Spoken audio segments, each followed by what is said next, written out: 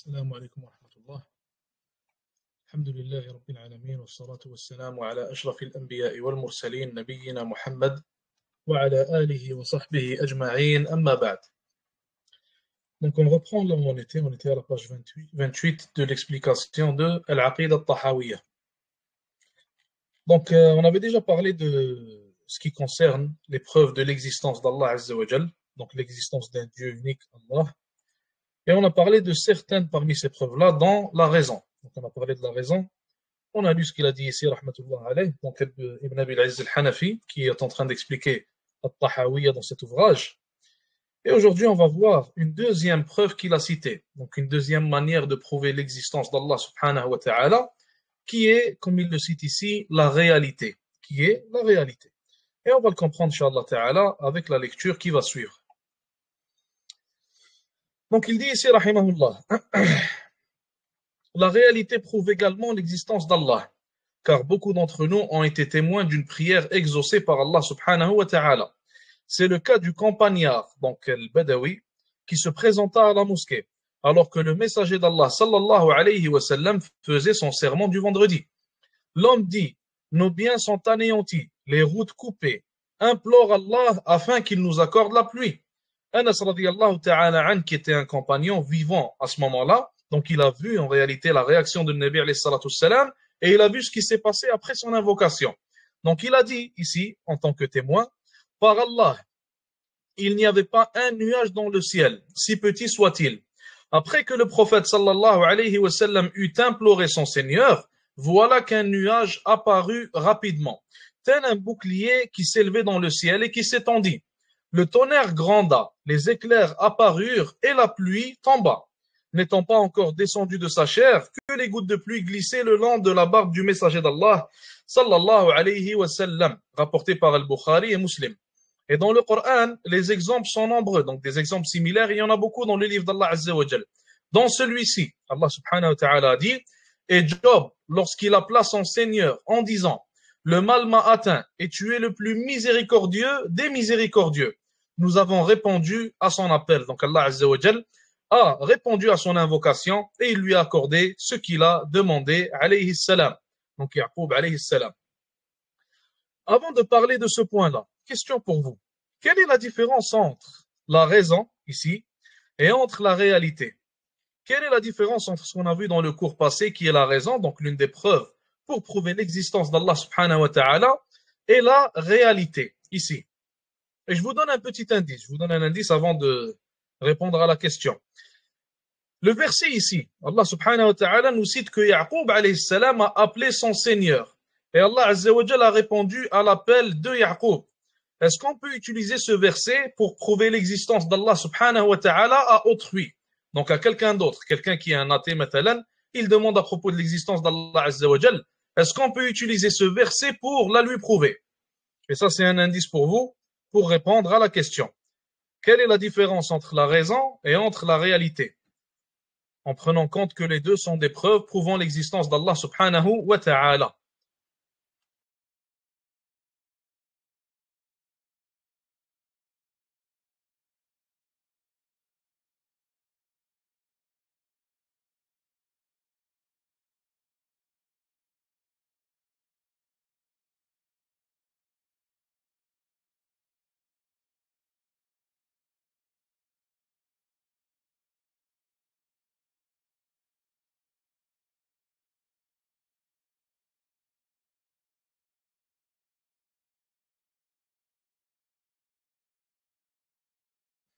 Personne n'a la réponse.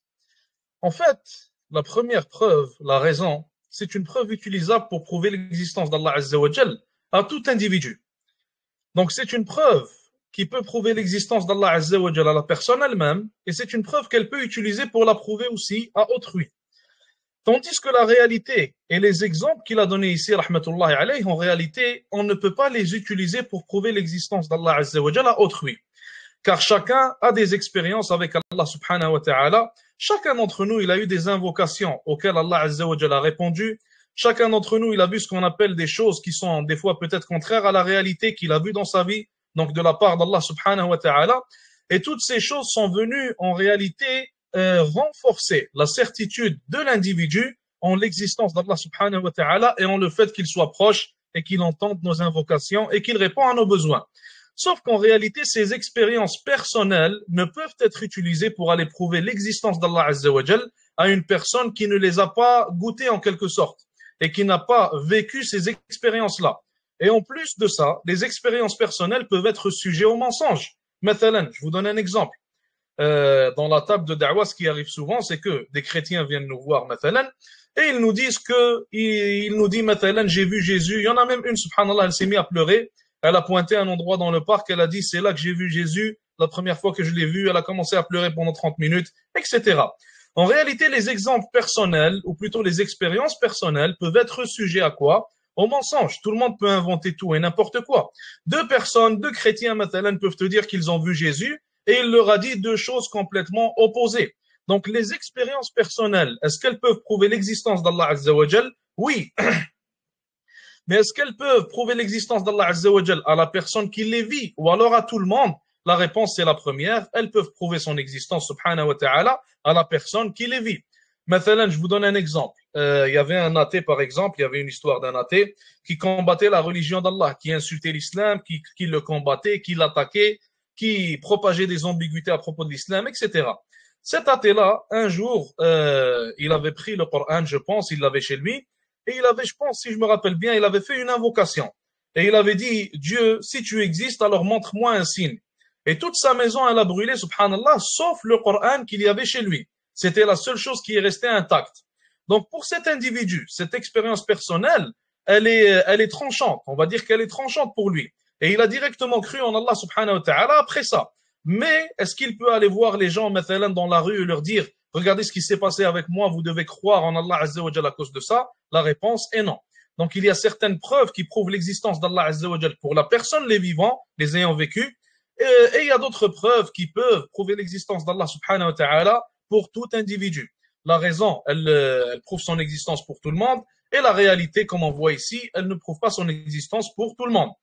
Sauf si on peut comprendre de la réalité, donc quand il dit la réalité ici, sauf si on peut en comprendre autre chose, sauf si on peut en comprendre autre chose. Mathalan, s'il nous parle de la réalité en voulant dire, mathalan, la création qu'il y a autour de nous, en voulant dire, mathalan, la perfection du royaume d'Allah Azza wa Jalla, à quel point tout est parfait, à quel point il n'y a jamais d'erreur, mathalan, le soleil se lève toujours du même côté, il n'y a jamais eu d'erreur, la nuit vient toujours au même moment, il n'y a jamais eu, mathalan, une journée où la nuit n'est pas venue, donc tout est toujours en ordre. Donc cet ordre-là, en réalité, cette réalité qu'on voit devant nous, cette perfection qu'on voit dans la création d'Allah Azza wa Jalla, elle peut seulement nous faire comprendre qu'il y a un créateur derrière tout ça qui est en train de gérer tout ce qu'on voit autour de nous. Car il est impossible que tout ceci soit dû au hasard. Donc s'il parle de ce genre de réalité, alors oui, cette réalité peut être utilisée pour prouver à autrui l'existence d'Allah subhanahu wa ta'ala. Mais s'il parle d'une réalité personnelle, expérience personnelle, etc., comme on a dit au début, alors dans ce cas, ça se limite à être une preuve pour la personne qui a vécu cette expérience. Troisièmement, il dit ici, troisième type de preuve, troisième manière de prouver l'existence d'Allah Azza wa Jal, les livres révélés. Il dit ici, les livres révélés. Donc on lit et après on commente, Inch'Allah. Il dit, les livres révélés sont aussi une preuve de l'existence d'Allah, car leur contenu est destiné au bien-être de la création. C'est le cas notamment du noble Coran, dont personne parmi les êtres humains ou les djinns n'a pu apporter quelque chose d'équivalent. Donc ici, subhanallah, dans ce qu'il vient de dire, on a trois manières en réalité, et non pas une. On a trois manières de prouver l'existence d'Allah subhanahu wa ta'ala avec ce qu'il vient de nous dire ici. Quelles sont les trois manières d'après vous? Quelles sont ces trois manières? On peut les trouver dans les phrases ici. Quelles sont ces trois manières d'après vous?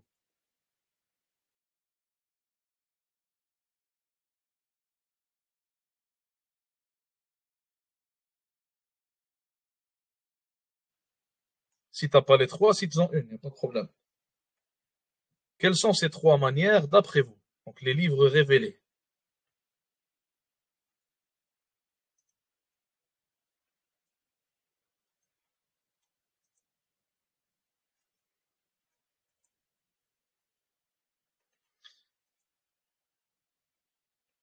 Ça, c'est l'une des trois manières, oui. Aucun livre n'est comparable au Coran, donc l'un des challenges en réalité qu'Allah Azza wa Jal a lancé aux mouchriquines quand il a révélé son livre, Allah Azza wa Jal leur a demandé de venir ne serait-ce qu'avec 10 versets, similaires à ceux qu'il y a dans le Coran. Et ça fait 1400 ans qu'Allah Azza wa Jal a commencé avec eux ce challenge, et jusqu'à aujourd'hui, personne n'a réussi à faire, ou plutôt à venir, ne serait-ce qu'avec un verset, similaire à ceux du Coran. Donc ça, c'est l'une des trois manières. Deuxième manière, je vous donne un indice, elle est ici. Il dit ici, car leur contenu est destiné au bien-être de la création. Deuxième manière, car leur contenu est destiné au bien-être de la création. Qu'est-ce qu'on tire de ça? Participer, l'important c'est la participation, même si vous n'avez pas juste. Donc, qu'est-ce qu'on tire de ça?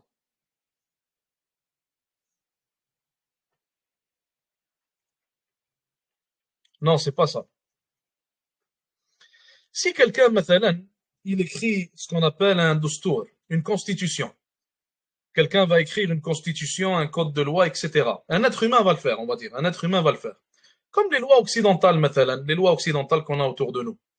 Habituellement, une personne qui va écrire une constitution, est-ce qu'elle ne va pas faire en sorte qu'il y a des lois qui vont lui être bénéfiques à elle-même plus qu'aux autres, ou alors est-ce qu'elle va être مثلا متجردة, متجردة, ce qui veut dire qu'elle voudra le bien-être des autres sans penser à son bien-être à elle. Habituellement, lorsque l'être humain, lorsque la créature, elle va مثلا légiférer un code de loi, ou alors elle va مثلا mettre en place des règles, etc. Alors ces règles-là, elle va les voir de son point de vue à elle. Et inévitablement, ça va l'affecter à faire en sorte que les lois vont lui être bénéfiques à elle, avant tout. Donc ça se peut que les lois bénéficient aux autres, il n'y a pas de problème avec ça, mais les lois vont lui bénéficier à elle plus qu'à autrui. Ça, c'est dans le cas de l'être humain. Mais lorsqu'on voit, maintenant, lorsqu'on ouvre le Coran, et on voit que le Coran qui a été révélé au prophète sallallahu alayhi wa sallam, parfois il corrigeait les erreurs du prophète ouvertement et publiquement. Parfois, Allah Azza wa Jal dans le Coran, comment je pourrais dire ça? Il corrigeait des fois de manière dure parfois les erreurs du prophète sallallahu alayhi wa sallam, comme dans Surat Abasa wa Tawalla par exemple. Donc, lorsqu'on voit aussi que le Coran, en réalité, ces lois ne sont pas bénéfiques à un individu ou alors à un groupe d'individus plus qu'aux autres. Mais on voit que ces lois mettent à pied égal tout le monde, en réalité. Tous les individus de la société sont égaux dans le Coran, donc vis-à-vis des lois d'Allah subhanahu wa ta'ala. Ça ne vient pas bénéficier à un groupe de gens ou alors à un groupe qui vient d'une certaine origine, d'une certaine race, excusez-moi, ou alors ça ne vient pas bénéficier aux nobles, aux plus riches, alors qu'en réalité les pauvres vont payer le prix, comme en Occident maintenant, etc. Donc ça en soi, c'est une preuve que ce livre-là ne vient pas d'une créature. Car revenons au point de début, rappelez-vous-en, on a dit que la créature, si elle-même, elle va rédiger un code de loi, alors certainement, le code de loi va lui être bénéfique à elle avant tout le monde. Mais lorsqu'on voit que dans le Coran, il n'y a personne qui bénéficie plus des lois d'Allah Azza wa Jal, du code de loi, la constitution du Coran, il n'y a personne qui en bénéficie plus qu'une autre personne, donc ça nous prouve en réalité que ça vient de la part du Créateur, ça vient de la part d'Allah subhanahu wa ta'ala. Troisièmement, troisièmement, quel est le troisième point d'après vous? Donc là, on a cité deux points. Premier point, Allah Azza wa Jal a lancé un challenge aux mouchriquines, ils n'ont pas réussi à y répondre.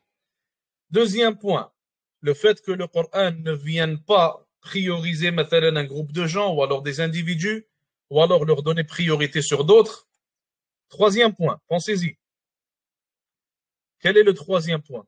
Je vous donne un indice. Adam alayhi salam, lorsqu'il est apparu sur terre, Allah Azza wa Jal, lorsqu'il a descendu sur terre, est-ce que Adam alayhi salam connaissait cette terre-là? Est-ce qu'il savait ce qu'il avait à faire? Est-ce qu'il savait ce qu'il devait éviter? Est-ce qu'il savait maintenant ce qui était bénéfique pour lui dans cette terre et ce qui ne l'était pas? Est-ce qu'il savait tout ça? Est-ce qu'Adam alayhi salam était au courant de tout ça? Donc Adam alayhi salam, le premier être humain à avoir mis les pieds sur la terre. Il n'était pas au courant de tout ça. Donc il avait besoin de quoi, Adam alayhi salam? Il avait besoin de quoi?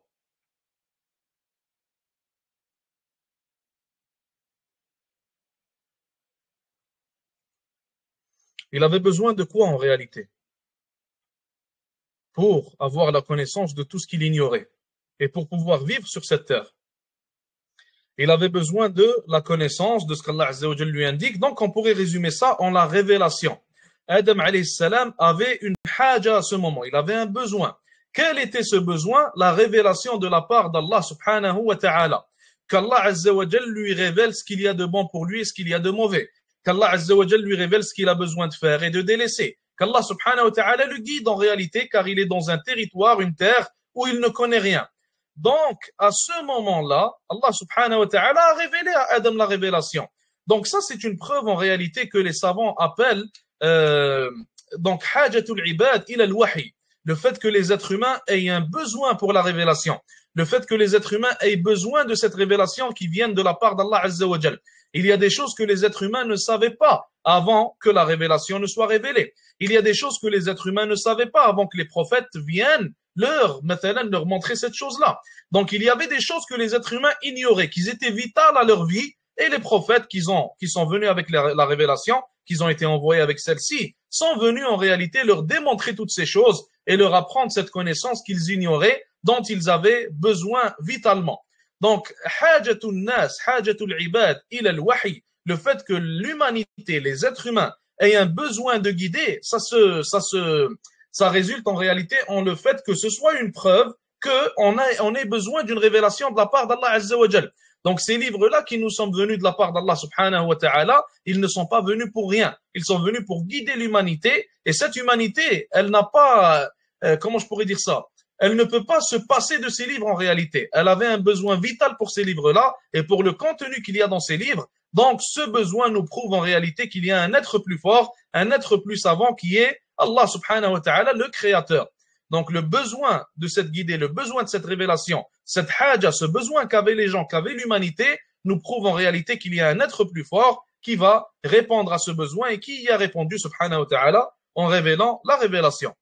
Donc ça peut, les livres révélés, comme on a dit, ça peut se traduire en trois manières différentes, donc les trois manières qu'on vient de citer, et les trois nous prouvent l'existence d'Allah subhanahu wa ta'ala.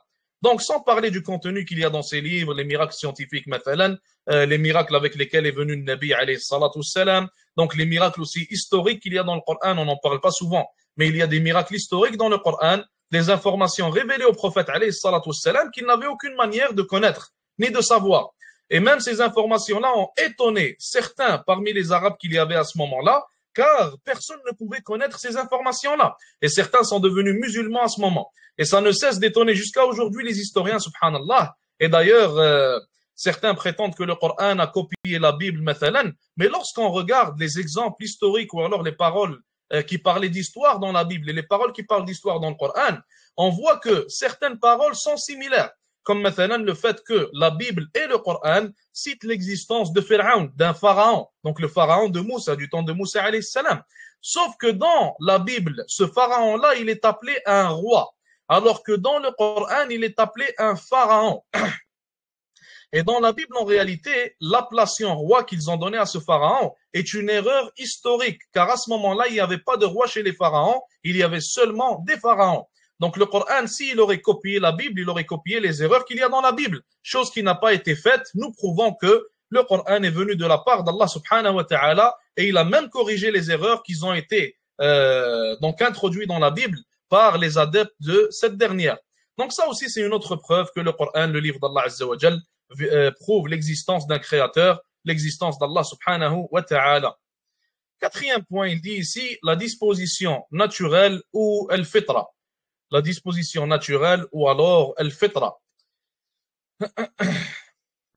Il dit ici, rahimahullah, on va lire après en commande, donc ça va être assez long, je pense. C'est 3-4 pages. Okay. 3 pages. On va essayer de lire, Inch'Allah, donc le plus qu'on peut, ou alors 2 pages. Donc la disposition naturelle ou alors al-fitra en arabe. Il dit ici, rahimahullah, les êtres humains dont la disposition naturelle, fitra, n'a pas été déformée, croient en l'existence d'Allah Azza wa Jal. De même que le reste de la création croit en l'existence d'Allah subhanahu wa ta'ala. Allah Azza wa Jal dit, n'as-tu pas vu que tout ce qui se trouve dans les cieux et la terre célèbre les louanges d'Allah? Allah Azza wa Jal dit aussi, ne vois-tu pas que devant Allah se prosterne ce qui se trouve dans les cieux et sur la terre?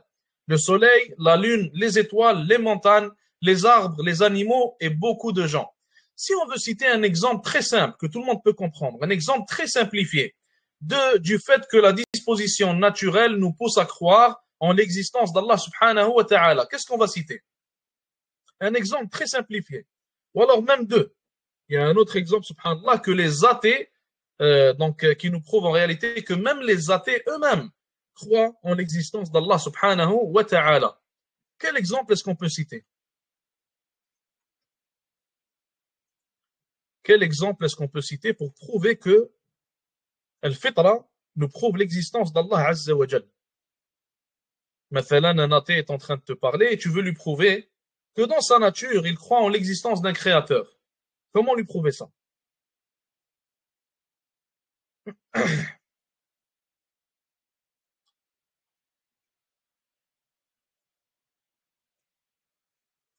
Ça, c'est une troisième preuve à laquelle je n'avais pas pensé. Donc, barakallahu fikum. Lorsqu'il est en danger, il mentionne Allah subhanahu wa ta'ala. Exactement. Ça, c'est l'une des preuves prouvant que dans son intérieur, dans sa nature, il croit en un être supérieur auquel il doit se soumettre. Une autre preuve.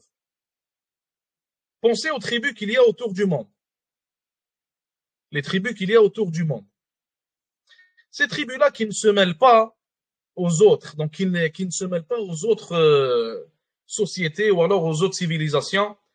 Jusqu'à aujourd'hui, il y en a qui restent encore là où ils sont, dans des forêts, ils ne se mêlent pas aux gens. Donc, comment est-ce qu'on peut prouver, grâce à ces tribus-là, que la fitra de l'être humain, la disposition naturelle de l'être humain, lorsqu'elle n'est pas corrompue, elle va croire en l'existence d'un seul créateur, d'un Dieu supérieur. Comment est-ce qu'on prouve ça avec ces tribus-là?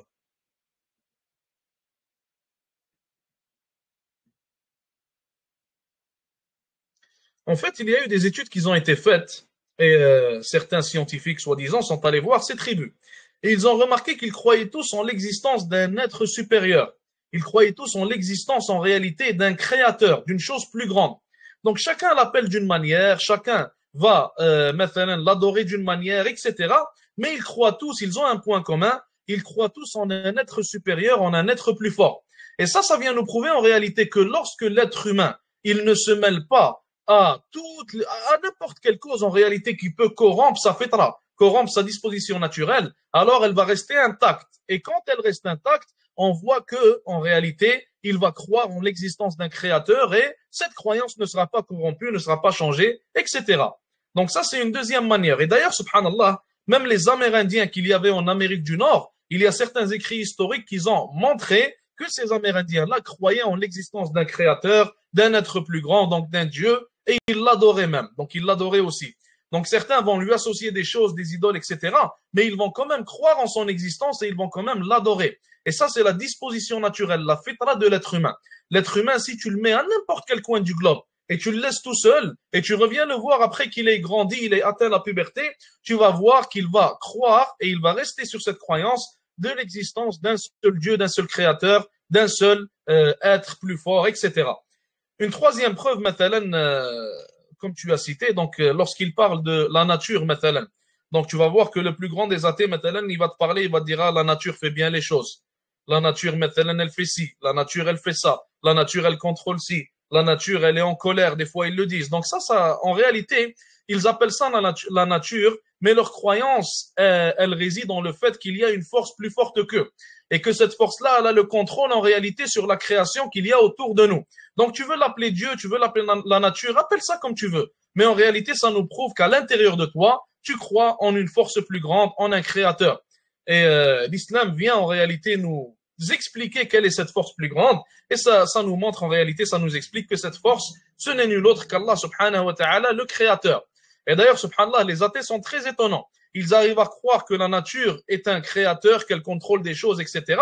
Mais ils ont du mal à croire qu'il y a un créateur, Allah subhanahu wa ta'ala, donc un créateur intelligent qui est au contrôle de tout ça. Et ça, c'est très, très étonnant d'une part et aussi très contradictoire. On continue, Inch'Allah. Il dit ici, c'est en effet l'histoire de la fourmi rapportée par Suleyman alayhi salam.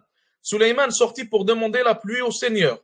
Lorsqu'il trouva une fourmi étendue sur le dos, levant les pattes aux cieux, qui dit « Allah, je suis l'une de tes créatures, ne nous prouve point de ton eau. Allah subhanahu wa ta'ala a dit à Sulaiman alayhi salam, retournez sur vos pas, la pluie vous sera accordée par la prière d'un tiers. Ici c'est un verset, Allah azza wa jalla dit, lorsque ton Seigneur eut extrait des entrailles des enfants d'Adam, leur descendance, excusez-moi, et les fit témoigner en leur disant, ne suis-je point votre Seigneur? Ils répondirent, si, nous en témoignons, pour qu'au jour de la résurrection, vous ne disiez pas, nous étions de cela ou en cela inconscients. Dans ce verset-là, subhanallah, Allah azza wa jalla cite une rencontre qu'il y a eu entre nous et entre lui, subhanahu wa ta'ala, même si on ne se rappelle pas de cette rencontre. Mais les effets de cette rencontre sont encore en nous. Et ces effets, on les trouve en quoi? On les trouve en la prédisposition naturelle, la fitra de l'être humain. Donc Allah azza wa jalla a fait témoigner tous les êtres humains, tous les enfants d'Adam, qu'il est leur Seigneur. Et c'est pour ça qu'aujourd'hui, tous les enfants d'Adam croient en cela. Donc à l'intérieur de leur fitra, ils croient en cela même s'ils veulent le nier. Allah azza wa jalla dit, vous-toi exclusivement à la religion. C'est sur cette fitra, cette disposition naturelle qu'Allah créa les gens. Il n'y a pas d'alternative à la création d'Allah. Voilà la religion de droiture. Cependant, la plupart des gens ne savent pas. Ces deux versets prouvent que la croyance et la reconnaissance d'Allah sont dans la nature de tout être. Le prophète sallallahu alayhi wa sallam a dit, tout être né selon la prédisposition naturelle, selon al-fitra. Et par après, dans la suite du hadith, le Nabi alayhi salatu salam, il a dit, فأبواه يهودانه أو ينصرانه أو يمجسانه. Le Nabi alayhi salatu salam, dans la suite du hadith, il a dit, et puis après, ses parents vont soit l'influencer pour devenir un chrétien, un juif ou alors un majousi. Donc le majous, c'est l'ancienne religion qu'avaient les Perses et ils l'ont encore au jour d'aujourd'hui sous le voile de Rawafid, sous le voile de Shia, alors qu'en réalité, ce sont encore des majous. D'après ici, je ne sais pas c'est quoi ce nom, Allahu A'lam, Al-Ansari, Allah Azza wa Jalla a dit dans un hadith Qudsi, j'ai créé mes serviteurs hunafa, monothéistes et soumis. Allah Azza wa Jalla il dit que les serviteurs ont été créés de cette manière, et ça rejoint le hadith précédent qui nous prouve qu'en réalité, c'est l'influence qui fait en sorte que ces serviteurs-là quittent en réalité cette soumission et ce monothéisme pour se diriger vers le shirk, vers l'association. Selon Abu Huraira et Ibn Shihab, le terme fitra signifie l'islam, la soumission. Mujahid fut questionné à propos de l'fitra, il répondit, c'est l'islam, la soumission. Et remarquez ici que l'islam, ça veut dire la soumission. L'islam, ça ne veut pas dire salam, comme le disent certains. Le mot al-islam vient du mot al-istislam. Et l'istislam signifie la soumission complète à Allah Azza wa Jal. En arabe, c'est ça que ça veut dire, et dans la religion, c'est aussi ça que ça veut dire. Donc, le fait de dire que l'islam, ça vient du mot salam, la paix, ça, je ne sais pas d'où ils l'ont ramené, honnêtement. Allahu a'lam. Al-Marroudi rapporte que l'imam Ahmad, rahimahullah, a dit, la connaissance d'Allah se trouve dans le cœur. Elle diffère pour chacun et augmente. C'est également la réponse que donna Qatada. Mujahid récita le verset suivant. Il n'y a pas de changement à la création d'Allah. Et il a dit, il n'y a pas de changement à la religion d'Allah. Ibn Taymiyyah, rahmatullahi alayhi, d'ailleurs Ibn Taymiyyah, subhanallah, ainsi qu'Ibn al-Qayyim, sont des savants qui ont grandement utilisé l'intellect pour prouver l'existence d'Allah Azza wa Jal et prouver certains aspects de l'Aqidah. Et leurs ouvrages sont très très intéressants et bénéfiques pour tous ceux qui veulent s'approfondir, Inch'Allah Ta'ala, dans l'Aqidah. Ibn Taymiyyah dit à propos de ceux qui nient toute reconnaissance d'un créateur, seigneur et maître par la prédisposition naturelle et qui prétendent que l'être humain découvre l'existence du créateur uniquement après avoir observé le monde. Et ici, il nous parle de qui? Il nous parle de Al-Asha'ira. Donc, chez Al-Asha'ira, en réalité, pour devenir musulman, la première étape, c'est quoi? C'est Nadar. Lorsqu'on parle de Nadar, on ne parle pas du fait de regarder, mais plutôt du fait de contempler. Il parle de la contemplation. Et après ce Nadar-là, après cette contemplation, tu te rends compte qu'il y a un créateur. Et ça, c'est complètement faux. C'est chez Al-Asha'ira, chez les gens de Al-Kalam, donc les théologiens, et c'est complètement faux. Ibn Taymiyyah, il a répondu à ça d'ailleurs, et d'autres savants l'ont fait aussi. Il dit ici, rahimahullah, certains groupes d'observateurs et théoriciens, Ahl al-Nadar, prétendent que la connaissance d'Allah est obligatoire et qu'il n'y a d'autre moyen d'y parvenir que par l'observation de la création. Ils firent de cela une obligation pour tous. Et d'ailleurs, subhanallah, au jour d'aujourd'hui, on a un problème chez certains. Des fois, lorsqu'une personne va se convertir rapidement, la personne va accepter l'islam rapidement, ça ne va pas plaire à certains musulmans. Et ils vont penser que ce qui vient de se passer en réalité n'a pas été bien pensé, ça n'a pas été fait de la bonne manière, la personne aurait dû prendre son temps, penser plus, etc. Alors qu'en réalité, c'est complètement faux. L'appel de l'islam résonne avec la fitra, résonne avec la prédisposition naturelle de l'être humain. Des fois, tu vas parler, et ça arrive souvent, subhanallah, à la table de da'wah, tu parles à une personne qui ne croit pas en Dieu, qui est des fois, ou qui ne croit pas plutôt en une religion, donc il croit en un créateur, etc. Et lorsque tu lui parles de l'islam, ça résonne et ça colle exactement avec sa compréhension. Et cette compréhension, il l'a tirée d'où? Il l'a tirée de sa disposition naturelle, non pas de sa pensée ou alors de sa contemplation. Donc pour ça qu'on voit que des fois, certaines personnes acceptent l'islam très rapidement, car lorsqu'ils entendent les enseignements islamiques, les enseignements de l'islam, ça résonne avec leur fitra, et ça fait en sorte qu'ils l'acceptent très vite. Et d'ailleurs, auparavant, lorsque les Sahaba radiyallahu anhum conquérissaient maintenant des pays ou alors des villages, des territoires, etc., ils appelaient les gens à l'islam et les gens l'acceptaient directement. Donc certains acceptaient l'islam pour ne pas, maintenant, par peur de l'épée, et d'autres acceptaient l'islam, beaucoup d'entre eux acceptaient l'islam car ça résonnait avec leur fitra. Et d'ailleurs, la fitra de l'être humain au jour d'aujourd'hui, elle est très teintée et elle est très corrompue, contrairement à celle de l'être humain auparavant. Cheikh Tarifi, fakallahu asrah, il a dit qu'au jour d'aujourd'hui, l'Occident, on doit premièrement les appeler à revenir vers la fitra de l'être humain, car leur fitra, elle est complètement corrompue. Donc, maintenant, certains d'entre eux aujourd'hui, avec les histoires de LGBT, etc., donc ces histoires d'LGBT, à chaque, subhanallah, à chaque mois, à chaque année, ils vont en abuser encore plus et ils vont aller encore plus loin. Et ça pousse certains d'entre eux, dû à cette corruption qu'ils ont dans leur fitra, ça pousse certains d'entre eux à ne pas accepter l'islam, même s'ils savent que l'islam est la vérité. Et il y a une histoire, subhanallah, un frère avait fait la da'wah à l'un d'entre eux, et il a dit qu'il sait que l'islam c'est la vérité, mais il ne veut pas l'accepter, car il fait partie de ces gens qui suivent les LGBT, etc. Et ça l'a poussé en réalité, cette corruption dans la fitra l'a poussé à ne pas accepter la religion d'Allah Azza wa Jal. Donc Cheikh Tarifi, il a dit qu'on a besoin de les rappeler en premier lieu à fitra, et par après, lorsqu'on les appelle à la fitra, on va les appeler à la religion d'Allah subhanahu wa ta'ala. On continue, Inch'Allah. Il dit ici, ce propos fut répandu au sein de la communauté par les Mu'tazila et leurs semblables. C'est à ce sujet qu'Abu Ja'far as-Summani ou Soumani, Allahu a'lam, et d'autres ont dit le fait qu'Al-Ash'ari, donc Abu al-Hassan al-Ash'ari, le fait qu'Al-Ash'ari ait rendu obligatoire l'observation de la création pour la connaissance d'Allah subhanahu wa ta'ala, c'est parce qu'il reste encore en lui des traces de Al-Mu'tazila, donc de Al-I'tizal. Et Al-Mu'tazila, d'ailleurs, ils n'ont pas disparu. Hein. Al-Mu'tazila, subhanallah, ils n'ont pas disparu. L'un des fondements principaux de Al-Mu'tazila, c'est de faire passer l'intellect avant le Coran ou le Sunnah. Et beaucoup parmi les libéraux au jour d'aujourd'hui font exactement ce que le Mu'tazila faisait. Et sont en réalité des Mu'tazila, même s'ils ne le savent pas, dû à ce fondement qu'ils appliquent. Donc, le Mu'tazila, ils n'avaient pas que ce fondement, mais c'était en réalité le fondement principal qui définissait cette secte. Donc, Abu al-Hassan al-Ash'ari, donc je vous cite des petits bénéfices à droite et à gauche, même si c'est pas vraiment relié. Abu al-Hassan al-Ash'ari, à la fin de sa vie, il a été dit qu'il s'est repenti de ça. Donc, il a dit qu'il croit en la aqidah de l'imam Ahmed dans l'un de ses livres.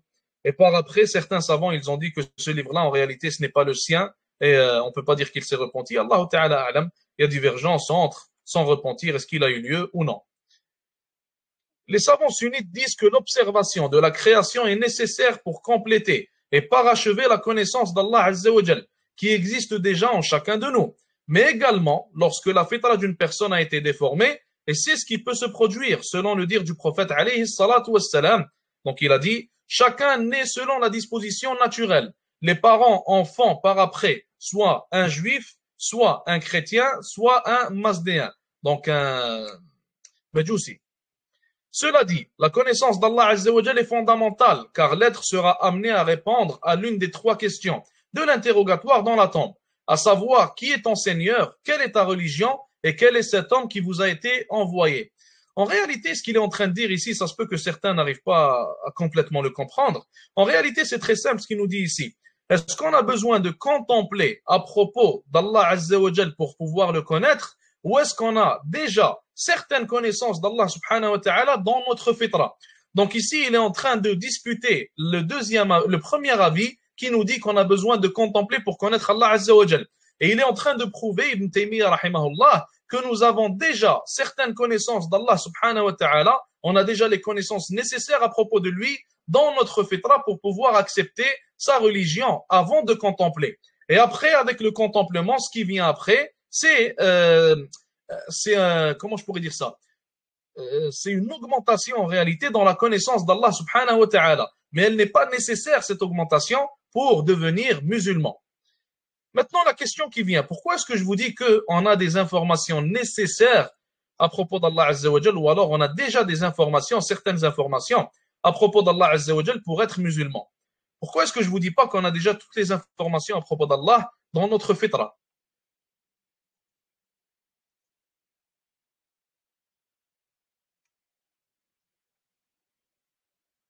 La contemplation de laquelle il parle, c'est celle de l'intellect. Donc, ce n'est pas la vue en réalité, mais plutôt la contemplation avec l'intellect.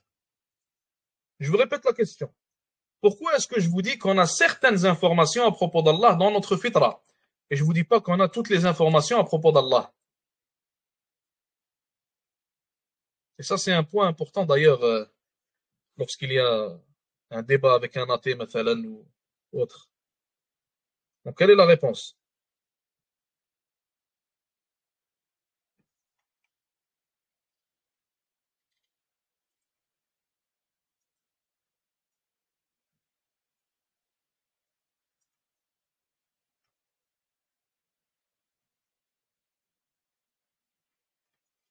Je vous donne un exemple.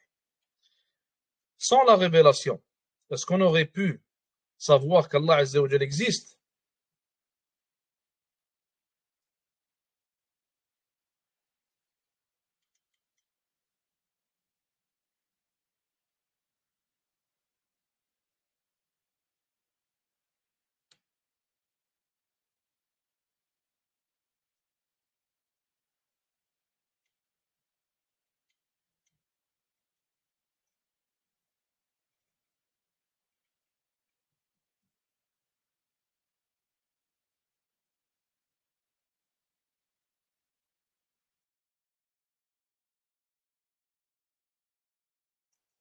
Vous dormez ou qu'est-ce qui vous arrive?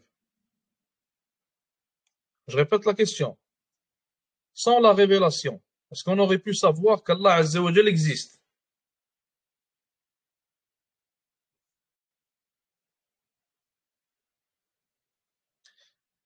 On aurait pu le savoir. Pourquoi? Grâce à la fitra. Ou comment plutôt? Grâce à la fitra. Comme on est en train de voir depuis 15 minutes. Avec la raison, avec le fitra, avec tout ça, on peut savoir qu'il y a un créateur. Sans la révélation, est-ce qu'on aurait pu savoir qu'Allah Azza wa Jal a un visage?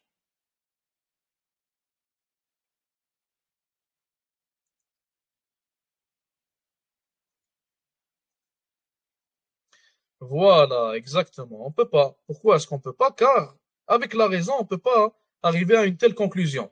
Avec la réalité, on peut pas arriver à une telle conclusion. Avec la fitra, on peut pas non plus arriver à une telle conclusion, tout simplement.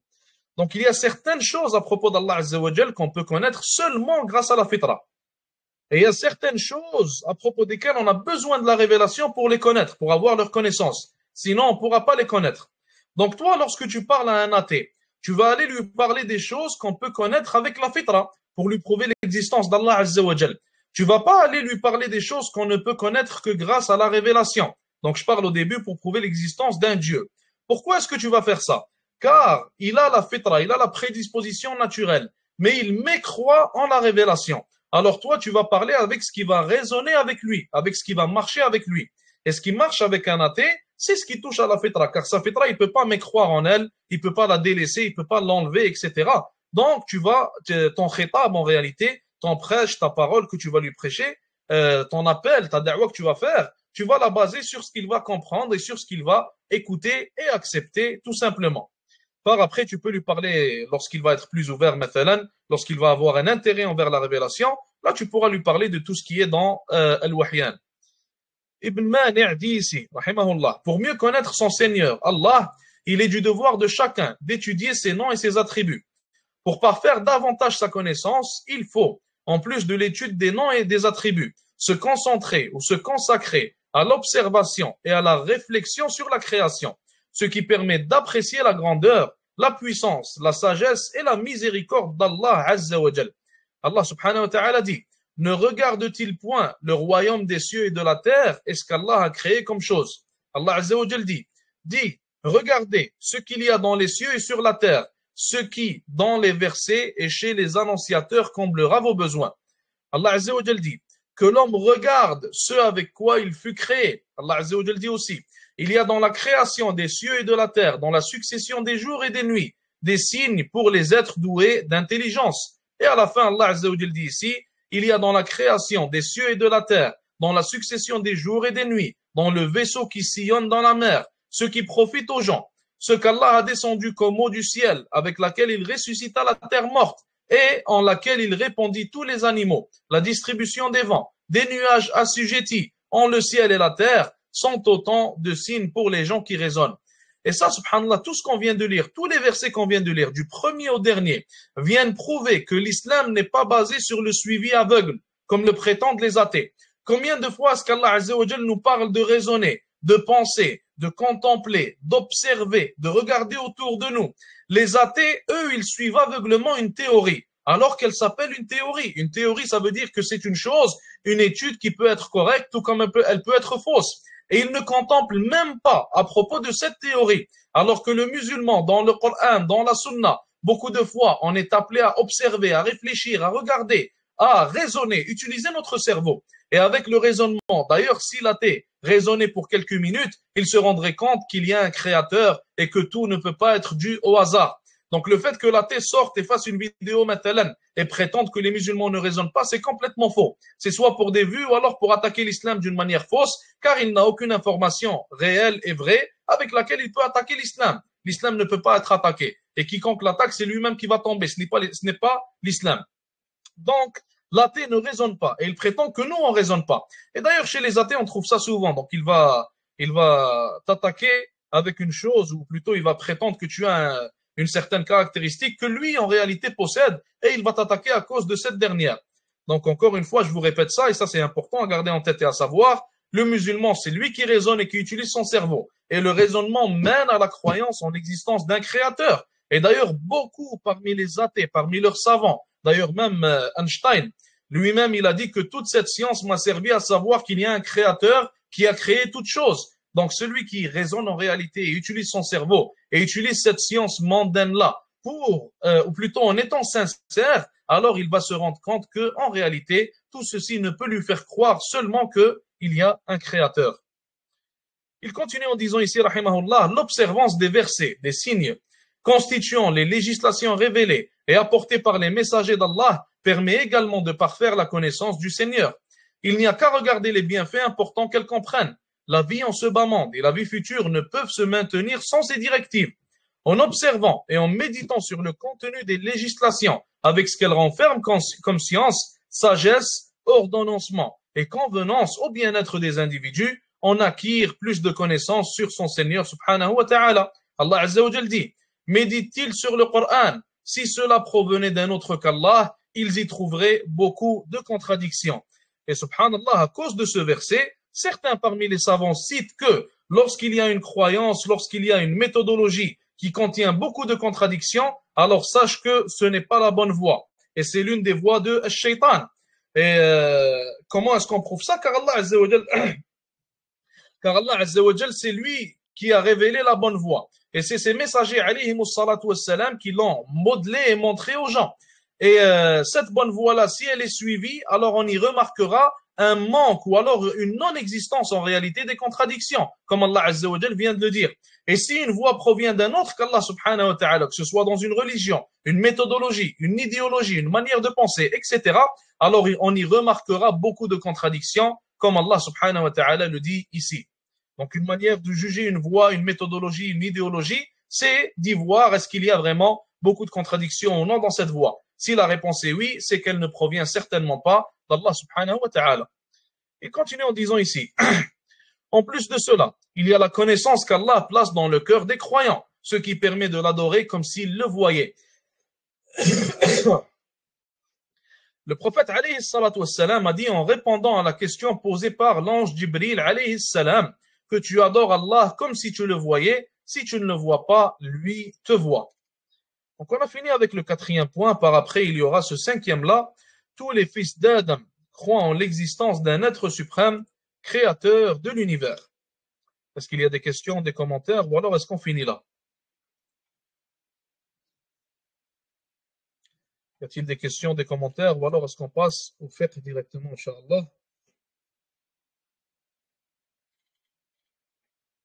Pas de questions, pas de commentaires. On va prendre, Inch'Allah, une pause de 5 minutes. Et après, on passe au fiqh, Inch'Allah ta'ala. Jazakumullah khair.